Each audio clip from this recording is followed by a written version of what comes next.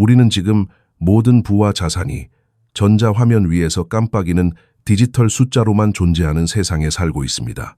사람들은 전 세계 금융 시스템이 마치 마르지 않는 유동성의 바다와 같아서 클릭 한 번이면 모든 거래가 즉시 체결될 것이라고 믿습니다. 하지만 그 화려한 디지털 껍질 아래 차갑고 잔혹한 현실이 서서히 그 모습을 드러내고 있습니다. 대부분의 소액 투자자들은 보지 못하거나 너무 늦을 때까지 애써 외면하고 있는 현실입니다. 오늘의 이야기는 소셜미디어에 뜬 소문이나 정치인의 연설에서 시작되지 않습니다. 이 이야기는 세계에서 가장 견고하다고 알려진 귀금속 보관소의 깊은 침묵 속에서 시작됩니다. 2025년 12월, 전 세계가 연말 연시에 들뜬 분위기에 취해 있을 때 글로벌 은시장에서는 보이지 않는 거대한 지각 변동이 발생했습니다. 저녁 뉴스에는 나오지 않았지만 수세기 동안 이어져 온 선물 시장의 근간을 뒤흔들기에 충분한 파괴력을 지닌 사건이었습니다. 상상하기 힘든 규모의 실물은 이 단순히 서류상으로만 거래되는 것을 넘어 실제로 인도를 요구받았습니다. 누군가가 창고에서 막대한 양의 은을 꺼내 자신들의 금고로 옮기기 시작한 것입니다. 마치 거대한 손이 체스판 위의 말들을 단숨에 쓸어 담는 것과 같았습니다. 가장 섬뜩한 점은 가격 변동이 아니라 통상적으로 거래가 한산해야 할 비수기에 이러한 대규모 인출 사태가 벌어졌다는 사실입니다. 시장이 투자자들을 안심시키는 부드러운 음악이라면 이번 사건은 그 음악이 갑자기 뚝 끊기고 의자 뺏기 게임에서 탈락할 위기에 처한 사람들의 공포가 시작된 순간과도 같습니다. 오늘 우리는 이 은밀한 사건의 실체를 파헤쳐 볼 것입니다. 왜 이것이 매일 변하는 가격 차트보다 더 중요한지, 그리고 종이로 지어진 시장이 역사상 가장 심각한 붕괴 위기에 처해 있는지를 분석할 것입니다. 먼저 거짓말을 하지 않는 숫자들, 즉 사건 현장의 증거부터 살펴보겠습니다. 대부분의 사람들은 은을 그저 가격표나 주식 티커 정도로만 생각합니다. 이것이 바로 함정입니다. 진짜 이야기는 종이 위의 약속과 실제 금속 사이의 괴리에서 나옵니다. 거대 세력들이 선물 계약의 만기를 연장하는 대신 아니요, 실물로 주십시오라고 말하기 시작할 때 우리는 그 괴리를 목격하게 됩니다. 선물 시장을 거대한 수도관 시스템이라고 상상해 보십시오. 너무 많은 사람들이 동시에 수도꼭지를 틀어 진짜 물을 요구하기 전까지 이 시스템은 아주 깊고 풍부해 보입니다. 하지만 그 임계점을 넘는 순간 문제는 물값이 아니라 배관 그 자체의 붕괴로 이어집니다. 2025년 12월 코맥스 상품 거래소에서 창고 인출 비상사태라고 불릴 만한 일이 벌어졌을 때가 바로 그 순간이었습니다. 단 4일이라는 짧은 기간 동안 즉시 인도 가능한 등록, 재고의 60% 이상이 인도를 요구받았습니다. 특히 단 하루 만에 무려 7,330건의 선물 계약이 현금 정산이 아닌 실물 인수를 선택했습니다. 이 규모가 얼마나 거대한지 감이 오십니까? 이는 약 3,665만 온스에 달하는 양입니다. 3,665만 온스. 이것은 시세 차익을 노리는 개인 투자자들의 물량이 아닙니다. 단순한 투기 세력의 장난도 아닙니다. 이것은 국가기관, 거대 산업체, 혹은 시장의 붕괴를 예감한 스마트 머니가 움직이고 있다는 명백한 증거입니다. 이 짧은 기간 동안 총 1억 온스에 육박하는 은이 공공거래소에서 사라져 개인의 비밀 금고로 이동했습니다. 이것은 단순한 매수가 아닙니다. 이것은 전략적 비축입니다. 여기서 우리는 아무도 입 밖으로 꺼내지 않는 무시무시한 질문을 던져야 합니다. 도대체 누가, 왜 이런 규모로 실물을 확보하려 하는가? 정부가 전략 자산을 비축하는 것일까요? 아니면 산업체들이 공급망 붕괴를 우려해 가격 불문하고 원자재를 확보하는 것일까요? 분명한 것은 누군가가 거래 상대방의 위험이 있는 종이 자산을 버리고 누구의 부채도 아닌 실물 금속을 선택했다는 사실입니다. 선물 시장은 공급이 무한하다는 환상을 만들어낼 수 있습니다. 계약서는 복사되고 재판매되고 담보로 재활용될 수 있기 때문입니다. 이러한 허구의 유동성 덕분에 우리는 모든 것이 정상이라고 착각합니다. 하지만 종이는 인쇄하기 쉽지만 실물 은은 그렇지 않습니다. 은을 탐사하고 채굴하고 재련하여 바 형태로 만드는 데는 오랜 시간이 걸립니다. 이것이 바로 인도 행위가 가격 차트보다 훨씬 더 강력한 신호인 이유입니다. 가격은 조작될 수 있고 뉴스는 통제될 수 있지만 창고에서 금속이 사라지는 물리적 현상은 조작할 수 없기 때문입니다. 그리고 이 현상은 일회성이 아닙니다. 매달 반복되고 있습니다. 심지어 인도가 거의 없는 달에도 막대한 물량이 인출되고 있습니다. 평온해야 할 시기에 이런 수요가 발생한다면 주요 인도 월이 도래했을 때 과연 어떤 일이 벌어지겠습니까? 지금 우리는 시스템의 한계가 시험받는 역사적인 순간을 목격하고 있는 것입니다. 이 메커니즘을 더 쉽게 설명해 드리겠습니다. 선물 계약은 미래의 특정 날짜에 가격을 정해 거래하자는 약속입니다. 시스템은 대다수가 실물을 원하지 않을 것이라는 가정 위에 지어졌습니다. 이 가정이 있기에 실제 보유량보다 수백 배 많은 레버리지가 가능했습니다. 하지만 구매자가 나는 엑셀 파일 속의 숫자가 아니라 진짜 은괴를 원한다고 손을 드는 순간 시장의 유연성은 급격히 얼어붙습니다. 시장은 계약서를 더 찍어낼 수는 있어도 재련된 은을 당장 만들어낼 수는 없기 때문입니다. 왜 그들은 굳이 거래소를 통해 인도를 받을까요? 시장의 투명성을 원해서일 수도 있고 특정 파이프라인이 필요해서일 수도 있습니다. 하지만 더 중요한 이유는 거래소가 바로 종이 가격과 실물 가격이 만나는 마지막 장소이기 때문일 것입니다. 그리고 시스템의 약점을 노출시키고 싶다면 바로 그곳이 가장 치명적인 급소입니다. 이제 우리는 이 거대한 퍼즐의 또 다른 조각, 대부분의 사람들이 간과하고 있는 재고의 비밀을 들여다봐야 합니다. 창고에 은이 쌓여 있다는 뉴스만으로는 전체 그림을 볼 수 없습니다. 재고는 하나의 단순한 더미가 아닙니다. 거기에는 엄격한 등급과 범주가 존재합니다. 바로 등록, 재고와 적격, 재고의 차이입니다. 전문 용어로 들릴 수 있겠지만 이 둘의 차이를 이해하는 것이야말로 이번 사태의 본질을 꿰뚫는 열쇠입니다. 적격 재고는 거래소 규격에 맞는 은괴이지만 누군가가 이미 소유하고 있거나 장기 보관 목적으로 맡겨둔 것입니다. 즉, 소유자가 팔겠다고 내놓지 않는 이상 시장에 나올 수 없는 물량입니다. 반면 등록 재고는 딜러들이 현재 가격에 인도하겠다고 약속한, 즉 실제로 시장에서 즉시 구할 수 있는 유일한 물량입니다. 우리가 앞서 목격한 대규모 인출 사태가 공포스러운 이유는 바로 이 등록 재고가 급격히 증발하고 있기 때문입니다.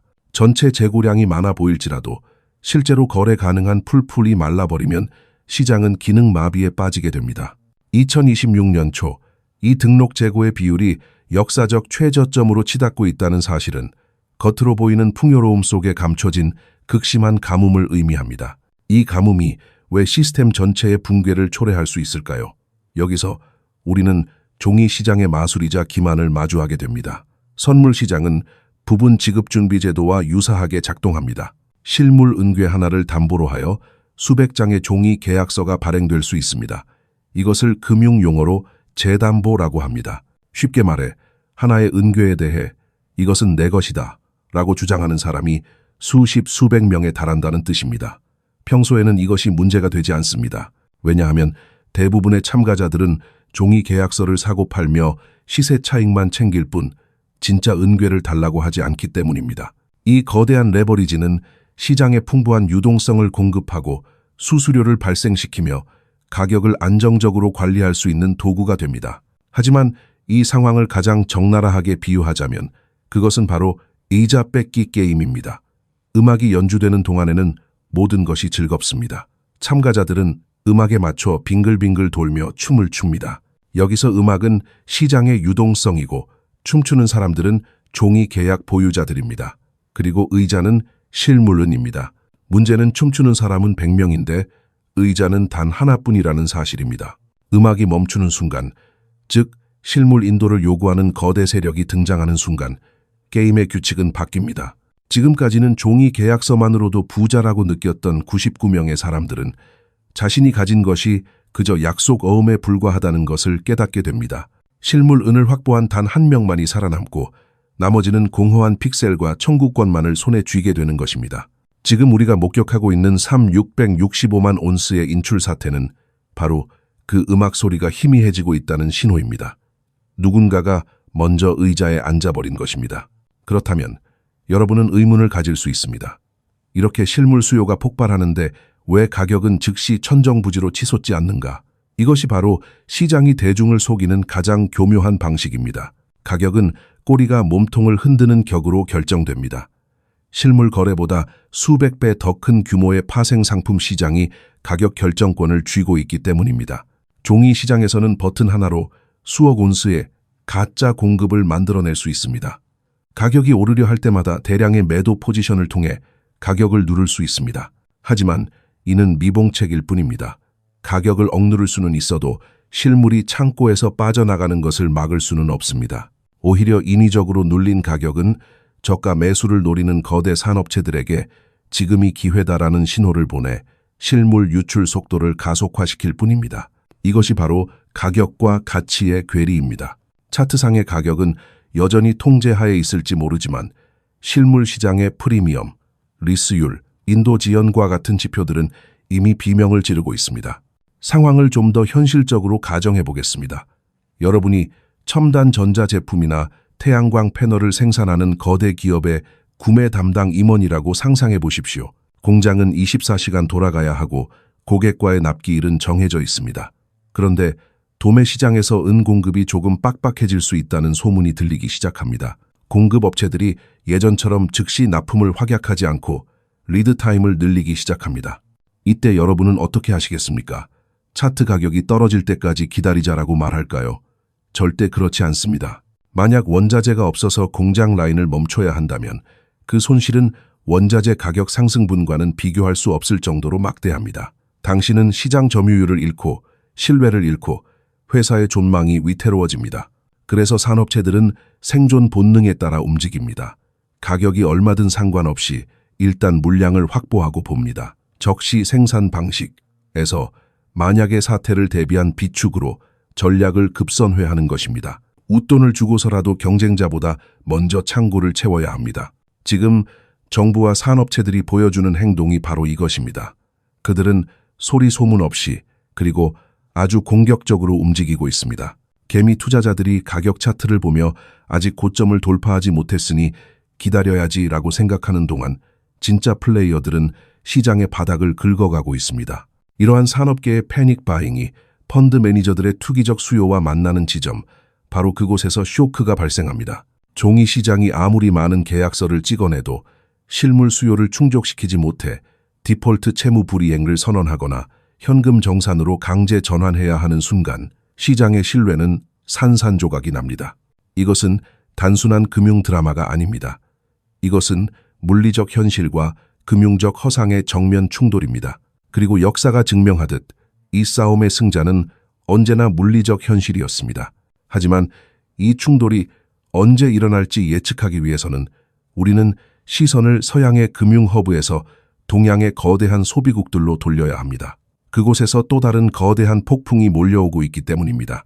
만약 서양이 종이 계약서로 쌓아올린 금융의 바벨탑에 갇혀 있다면 동양은 지금 그 바벨탑의 기초가 되는 실물 자산을 소리 없이 그러나 맹렬한 기세로 빨아들이고 있습니다. 지금 전 세계의 시장에서 벌어지고 있는 일은 단순한 무역 거래가 아닙니다. 그것은 서양의 금고에서 동양의 창고로 이어지는 역사적인 부의 대이동입니다. 가장 먼저 주목해야 할 국가는 바로 인도입니다. 인도의 은사랑은 단순히 장신구를 위한 문화적 취향 정도로 치부되곤 했습니다. 하지만 2025년에 우리가 목격한 것은 그런 낭만적인 이야기가 아니었습니다. 그것은 생존을 위한 처절한 자산 확보 전쟁이었습니다.